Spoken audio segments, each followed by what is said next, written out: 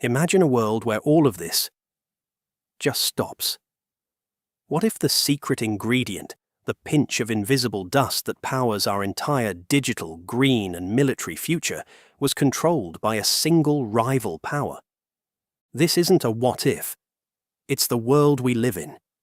These are the 17 rare earth elements, and without them, the modern world grinds to a halt. They are the lifeblood of our technology, the foundation of our defense, the engine of our green energy transition. The question is, how did we let this happen? How did one nation execute the most successful and consequential industrial strategy in modern history? How did China conquer the world's most critical resource and build an empire of elements?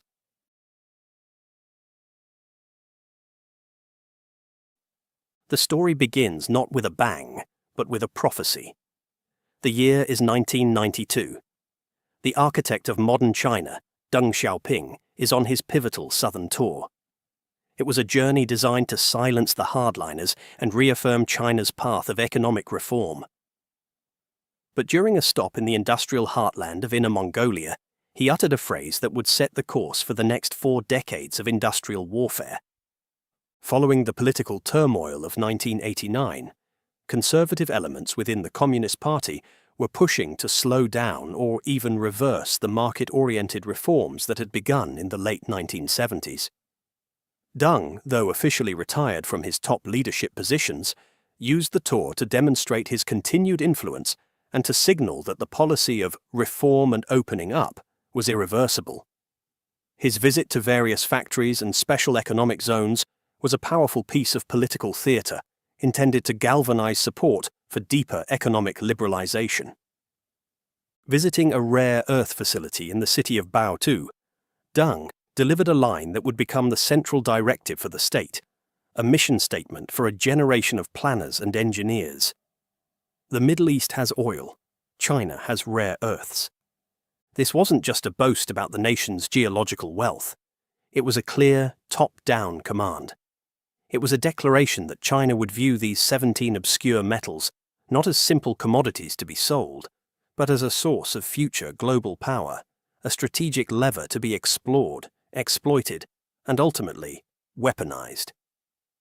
For decades, Chinese scientists and leaders had foreseen the importance of these elements, but Deng's statement crystallized it into a national mission. His successor, Jiang Zemin, would echo this sentiment on a similar visit to Baotou in 1999, declaring that China's task was to change the resource advantage into economic superiority. At the time, this vision seemed audacious, almost absurd. In the early 1990s, the United States was the world's dominant producer of rare earths.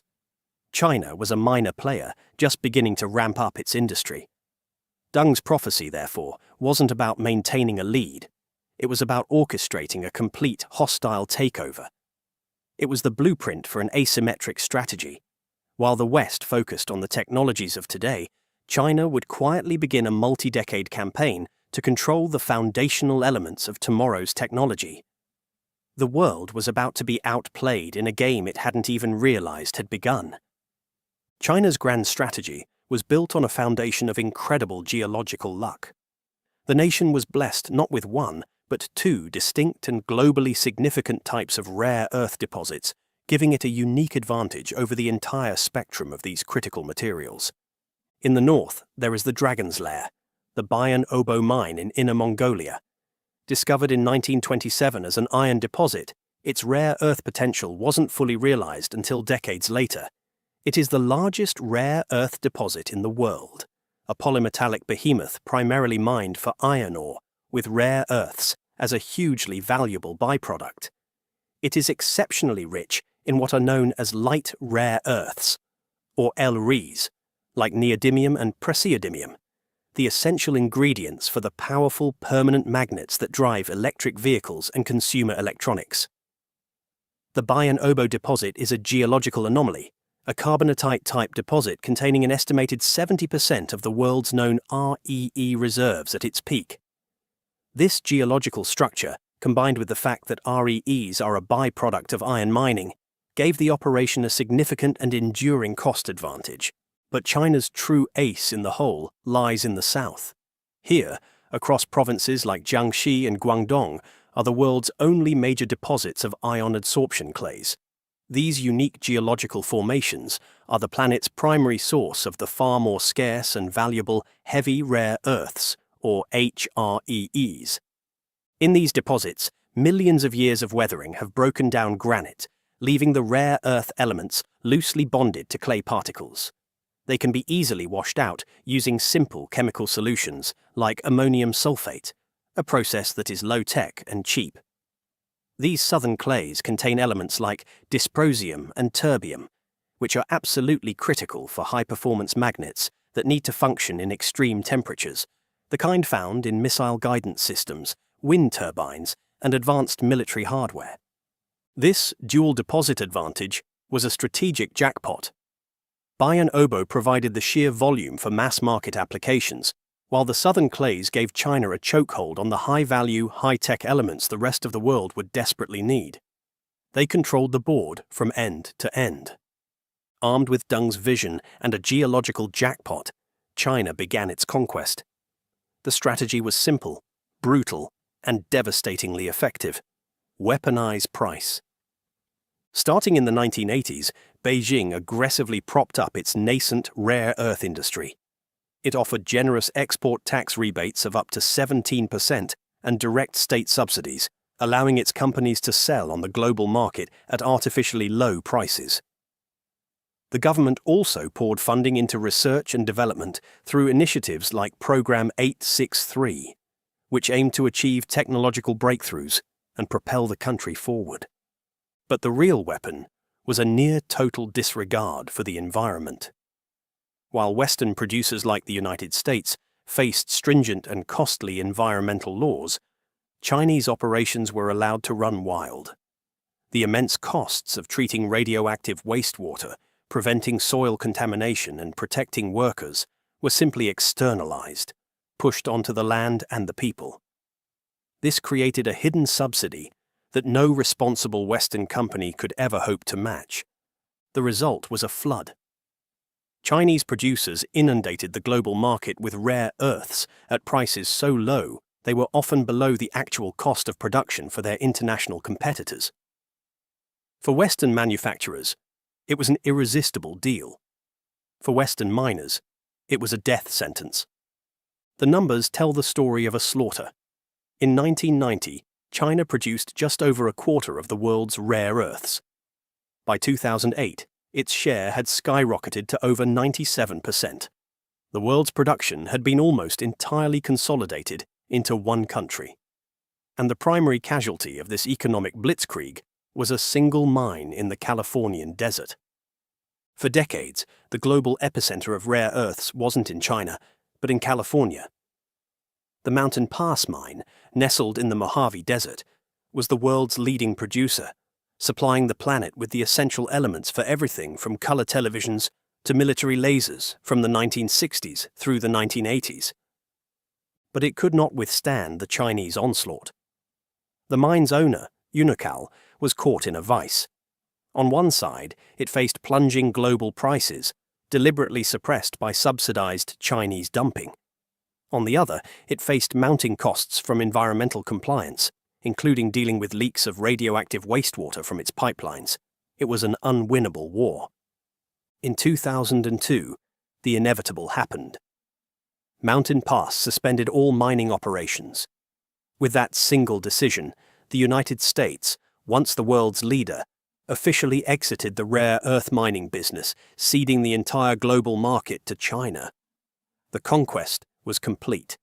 Looking back, the closure of Mountain Pass wasn't just a business failure. It was a catastrophic failure of strategic vision. In 2002, the event was barely a footnote in the financial press, framed as a simple story of market economics. An American company could no longer compete with a cheaper foreign supplier. The West saw it as efficient outsourcing. It got cheap, critical materials for its booming technology and electronics industries, without having to deal with the dirty, difficult, and environmentally hazardous work of digging them up. But it wasn't just outsourcing a commodity, It was outsourcing a critical national capability. It was handing a strategic rival the keys to the entire technological infrastructure of the 21st century. The West's obsession with short-term economic efficiency had left it blind to China's long-term strategic play. A vulnerability had been created, and it would lie dormant for years, waiting to be exploited. China's victory in the price war secured its dominance, but that victory was paid for with a currency of poisoned water, toxic land, and human suffering. To win the market, Beijing sanctioned the creation of vast national sacrifice zones, entire regions of the country condemned to environmental ruin to fuel the industry's growth. The most infamous of these is the tailings lake of Baotou. Just outside the city, a 10-square-kilometer artificial lake festers, filled with a thick black slurry of chemical waste and radioactive tailings from the nearby rare earth refineries. This toxic cocktail contains heavy metals and, most dangerously, thorium, a radioactive element that leaches into the soil and groundwater, contaminating it for miles around.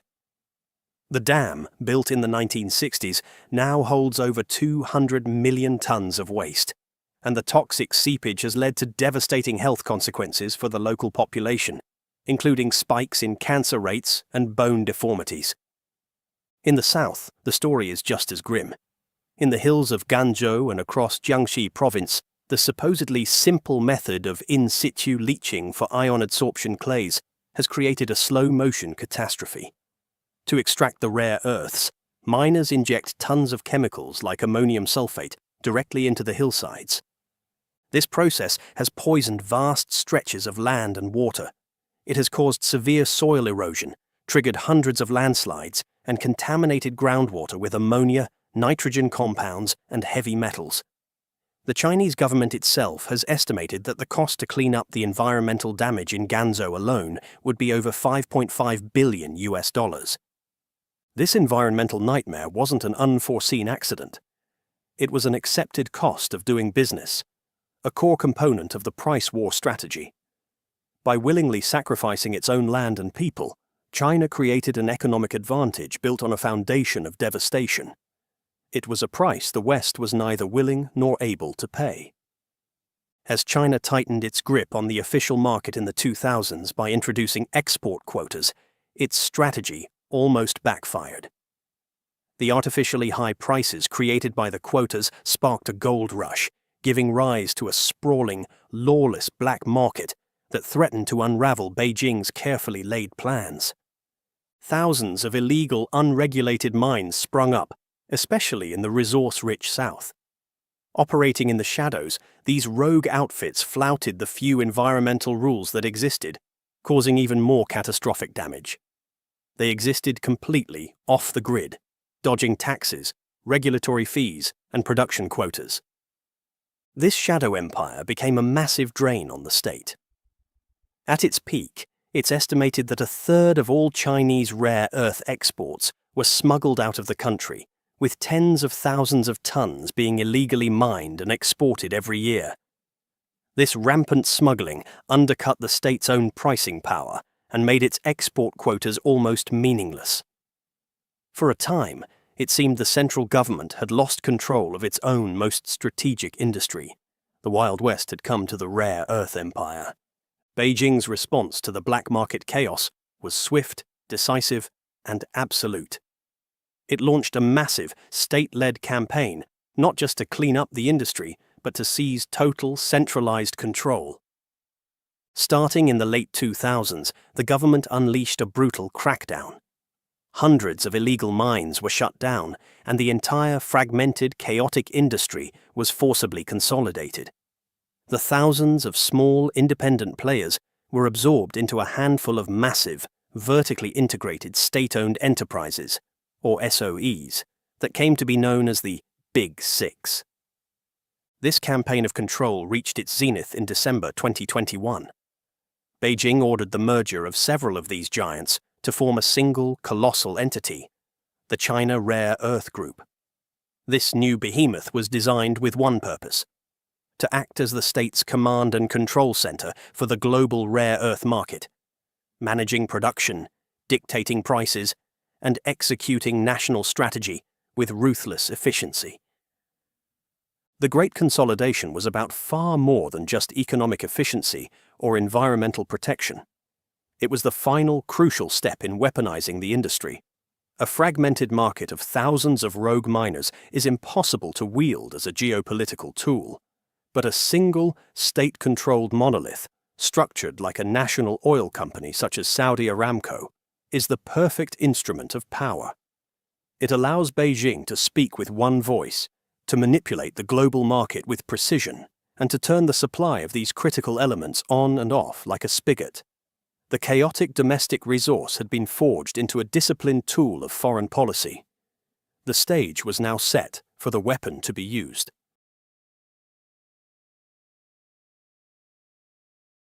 September 7th, 2010. A minor maritime incident in the disputed waters of the East China Sea becomes the flashpoint that changes everything. After a Chinese fishing trawler collided with Japanese Coast Guard vessels near the Senkaku Islands, known as the Diaoyu in China, the Japanese authorities arrested the trawler's captain. Beijing's retaliation was not military, but economic, and it was devastating. In response, China unofficially but completely halted all shipments of rare earth elements to Japan, the world's most advanced electronics manufacturer at the time. This was the shot heard round the world. For the first time, China had overtly used its rare earth monopoly as a geopolitical weapon. The move sent a wave of panic through global high-tech industries, from Tokyo to Silicon Valley to Berlin. Companies that built the modern world suddenly realized their entire production lines were dependent on a single, hostile source. The abstract threat of dependency had become terrifyingly real. Prices for critical rare earths exploded, in some cases by over 1,000%. The 2010 embargo was the West's Sputnik moment. It was a shocking, undeniable demonstration of a profound strategic vulnerability. The world had finally woken up to the power of China's empire of elements, and the race to build an alternative had begun. For a decade after the 2010 crisis, the world's response was focused on one thing: finding and mining new sources of rare earths. But by the 2020s, China's strategy had evolved. It was no longer enough to just control the raw material. The new goal was to monopolize the intellectual property, the crucial know-how required to turn that raw material into something useful. In December 2023, Beijing played its next card.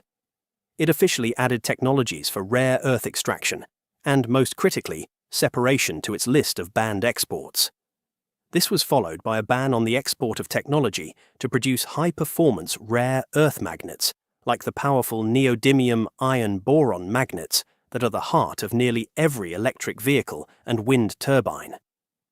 The separation of rare earth elements is an incredibly complex and technically challenging process. Because the 17 elements have very similar chemical properties, separating them into high-purity individual elements requires a multi-stage process, often involving hundreds or even thousands of steps of solvent extraction. China has spent decades perfecting these techniques, developing a level of expertise and operational efficiency that the West abandoned and has struggled to replicate. This was a strategic masterstroke. The West could, in theory, spend billions to find and dig up its own rare earth ores. But without the decades of accumulated Chinese expertise in the black art of separation and magnet manufacturing, that ore is nearly worthless. China was no longer just selling the dirt. It was locking down the recipe. It was shifting from a resource monopoly to a much more durable and defensible knowledge monopoly. The result is the world we live in today, in mid-2025. A frantic, high-stakes, multi-billion-dollar race by a coalition of Western nations to build a complete non-Chinese supply chain from the ground up. The key players in this new alliance are emerging. In the United States, MP Materials has resurrected the Mountain Pass mine, and with hundreds of millions in backing from the Department of Defense, is building new processing facilities in California and a magnet factory in Texas. In Australia, Lynas Rare Earths, the world's largest producer outside of China, is expanding its mining operations and building new processing plants, one in Kalgoorlie, Australia, and another, also with DoD funding, on the Gulf Coast of Texas. And they are backed by powerful governments. Japan, having learned the lesson of 2010 the hard way, is aggressively funding overseas projects and research into alternatives. The European Union has enacted its Critical Raw Materials Act, setting ambitious targets to onshore mining, processing, and recycling to break its dependency. This is the new great game. It's an incredibly expensive, technically challenging, and decades-long race against time. The Western Alliance is trying to replicate in 10 years what China built over 40, with the full force of the state and a brutal disregard for costs. The question is, can they do it? But the story of this new Cold War over critical materials is not so simple. For all of China's dominance, wielding the rare earth weapon is a double-edged sword. Some analysts argue the monopoly is a paper tiger. The 2010 Japan embargo, while a shock, was the single greatest catalyst for global diversification efforts. It kick-started investment in non-Chinese mines and research into recycling and substitution, arguably weakening China's long-term leverage. A full-scale sustained export ban would destroy China's reputation as a reliable supplier, accelerating this trend and potentially crippling its own high-tech manufacturing sector, which depends on global markets. On the other side, the path for the West is fraught with risk. This isn't just a matter of political will, it's a battle against brutal economics. Building a new mine-to-magnet supply chain is colossally expensive. A single new mine can take up to 18 years and billions of dollars to develop from discovery to production. The financial challenges are immense. Molycorp's first attempt to revive Mountain Pass after 2008, Project Phoenix, ended in a spectacular 2015 bankruptcy. Despite raising over $1 billion, the project was plagued by technical challenges with unproven technologies, cost overruns, and a collapse in global rare earth prices that China helped orchestrate. The company simply could not compete when China flooded the market again. This history looms large over today's efforts. The West also faces a massive skills gap. Decades of outsourcing have left it with a critical shortage of the engineers and metallurgists who possess the technical expertise for the complex chemistry of rare earth separation. And even if these hurdles are overcome, can Western projects, with their high labor costs and strict environmental standards, ever truly compete on price with China's state-subsidized, environmentally destructive model? The race is on, but the finish line is far from certain. So, how did China build its empire of elements? Through visionary foresight that identified a future dependency the world had overlooked. Through a ruthless price war, fueled by the deliberate sacrifice of its own environment. Through a disciplined evolution, transforming a chaotic domestic industry into a centralized tool of state power. And finally, by securing not just a monopoly on a resource, but a monopoly on the knowledge to use it. It was one of the most successful industrial conquests in modern history. But the conquest sparked an awakening.